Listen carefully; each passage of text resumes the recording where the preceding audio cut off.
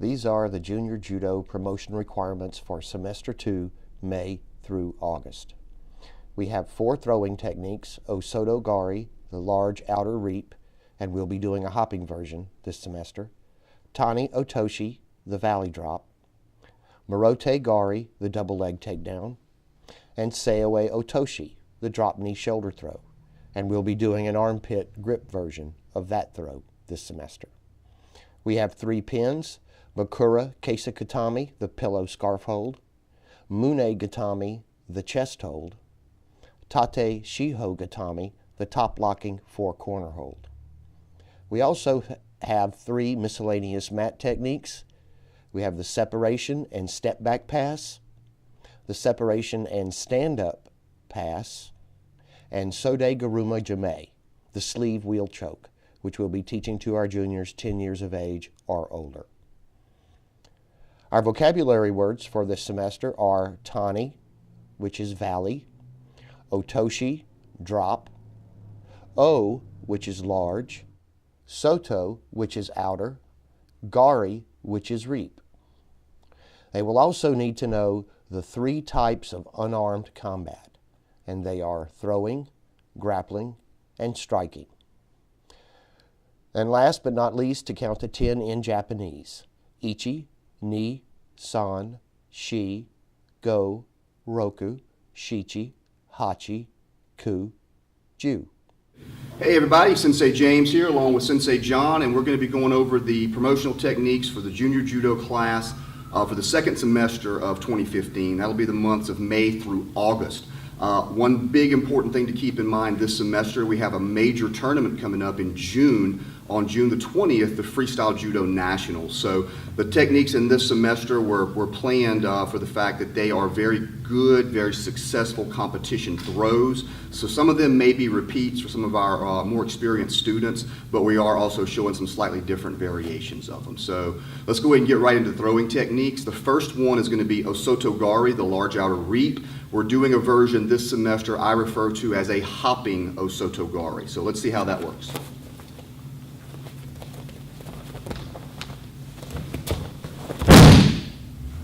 So you'll notice with this version of Osoto Gari, what's different is instead of stepping in with the left leg first, I'm actually using my right leg, the one that's forward, and I'm reaching low and around, and I'm hooking the back of his knee, tucking my head, and then hopping 2 or 3 hops to get behind his leg before I finish the reap like this. 1, 2, 3, and then finishing with a strong reaping action. So that's a hopping Osoto Gari. Our next technique is Seoe Otoshi, the drop knee shoulder throw. Now we've worked several variations of this in the past. We have another slight variation of it this semester. And the reason we do so many variations of this throw, it is a very, very successful tournament throw. So we want the kids to have lots of different versions of it. This semester we're working what I refer to as the armpit grip Seoe Otoshi. It works like this.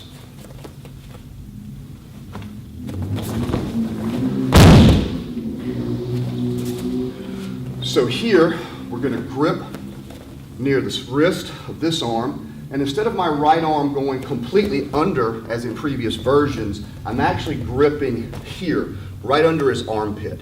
Then stepping in, dropping to both knees very deep, pulling and turning to finish the drop knee shoulder throw. That's your armpit grip, drop knee shoulder throw.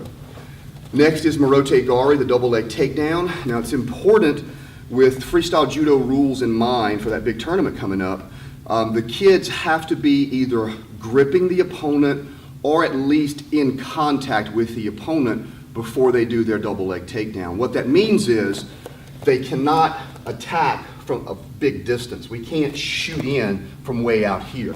We need to either be touching our partner or actually gripping with our partner if we're going to use this throw in the freestyle judo type tournament. So we'll see 2 variations here. Number 1, he has a grip. What I'm doing is dropping my arms, circling up, and then blasting this grip off as I shoot in. So break the grip, shoot in deep, grab behind the knees. Notice my head is up high here in his ribs, above his hips. And I'm going to lift and throw. Morote Gari. Now the other variation that could also work maybe here just as we're fighting for grips, or he's reaching for me, and I pop his hands up out of the way, and again, shoot deep, grab behind the knees, head up high as I lift and throw, just like that. Our last throw this set is Tani Otoshi, the Valley Drop. Excellent counter technique. And the way we're going to mostly practice it is when our opponent comes in and tries to throw us forward, maybe with Kubinagi or Surigoshi or Ippon Seiyanagi. So as my opponent comes in, my leg will drop behind him. I will grab either his collar, his gi, or around his waist, and my leg drops as I pull him over it like this. And we really want the kids to land on their side and then be ready to turn into a hold down immediately after they get the throw. So that's your 4 throwing techniques for this semester. It's semester 2 of 2015. That's the months of May through August, with a special focus on getting ready for Freestyle Judo Nationals. Thanks a lot. See you on the mats. Hey everybody, Sensei James along with Sensei John. We're here to go over the groundwork requirements for the second semester 2015 for the junior judo class. These are the months of May through August. So we've got a couple of pinning techniques along with escapes, and also some other miscellaneous mat work, working in the guard, passing, and so forth. So let's go ahead and get right into it. Our first pinning technique is Makura Keisagatami. It's another variation of Keisagatami. It's a very, very strong version of this technique. Makura Keisa means pillow scarf hold. So for this particular version, I'm going to be in my regular Keisagatami with my arm behind his neck, but now my front leg, I'm going to shoot it all the way up under his shoulder blade, and I'm going to hook my hand into the crook of my knee here, and then of course keep my head tucked in really, really low and tight. So Makura Keisagatami. The escape we want the kids working on from this particular hold down is our standard bridge and roll, which Sensei John is going to demonstrate now.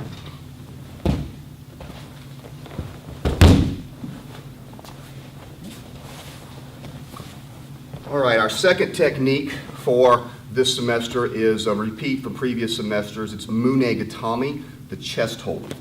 So for this one, I want my knees very close to my partner, and I also want my knees to be very far apart. If I could have my lower knee touching his hips and my upper knee touching his armpit, that would be ideal.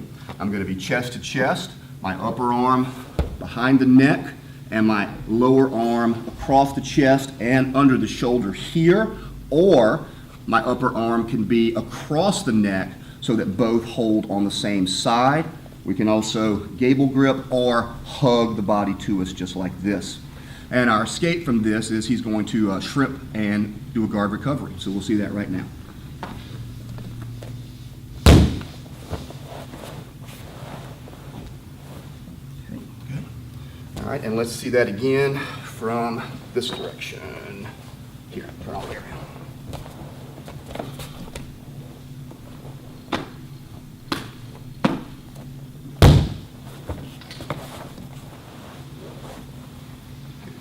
All right, our third and final hold down this time around, it's going to be Tate Shiho Gatami, the top locking 4-corner hold. So in this case, I'm going to actually be fully on top of the opponent. And ideally, one of my arms, if we're right-handed, usually our right arm will go behind the neck, and my feet are trapping his legs, what we call a grapevine. You'll be able to see that a little better from our second angle. If possible, we'll try and trap this arm as well if we can. So Tate Shiho Gatami, the top locking 4-corner hold, and we're going to see an arm and leg trap bridge and roll escape from this technique.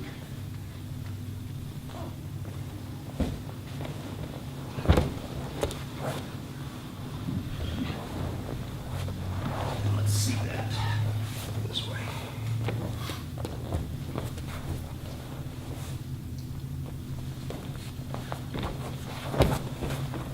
Important to remember, once you complete the bridge and roll, just like Sensei John did here, we want to establish our wide base, our good tall posture, and our arms are short with our elbows inside the opponent's legs.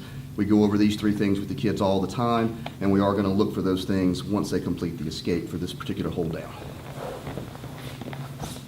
All right, we have a couple of guard passes we also want them to work on. First one, most of the kids have seen before, but it's a very, very good, dependable, basic guard pass. We just call it the separation pass. So in this case, I'm in my opponent's guard, following the 3 basic rules. Knees are wide, shoulders are tall, arms are short and inside his knees. I'm going to use my hands here on his belt and his stomach to hold him down so he can't pull me forward. One knee moves to the center of his body. My other knee pops up and steps far back here to open his guard. Now I'm going to trap the pant leg at the knee, place my shin over the top. Remember, knee in front, foot behind to hold his leg down. Go chest to chest with my arm behind his back and neck.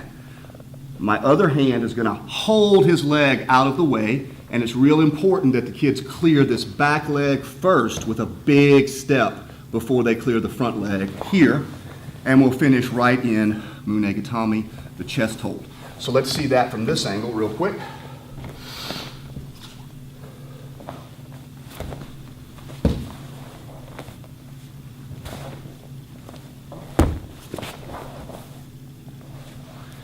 Our second guard pass is a slight variation on that technique. We're going to still use that separation technique. We're actually going to stand up and work into a standing pass we sometimes refer to as a bullfighter's pass. So here I am, I start my separation, but this time instead of just popping my knee up, I'm actually going to pop that leg straight back, and I want to stand fully up to both feet. So one knee to the center of the body, then I push back here. My hands slide up, grab the pant legs. Now I'll pull both of his legs by my body as I step around here. Finish my turn and come into Munegatami. So let's do that one more time.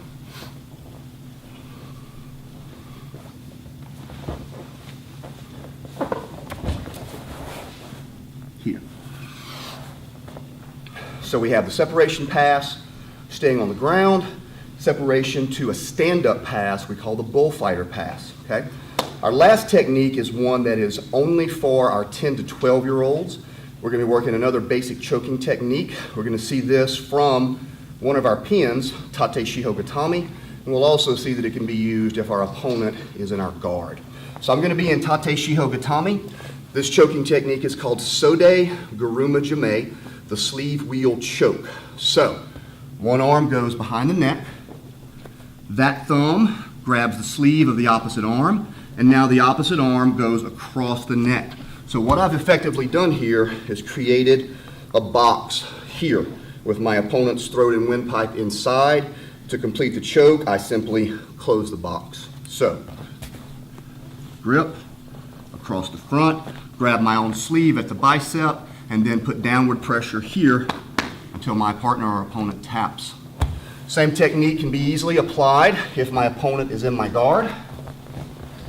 If he makes the mistake of allowing me to pull him down close, arm behind the neck, into the sleeve, under the chin, grab my own sleeve at the bicep and squeeze for the submission right there.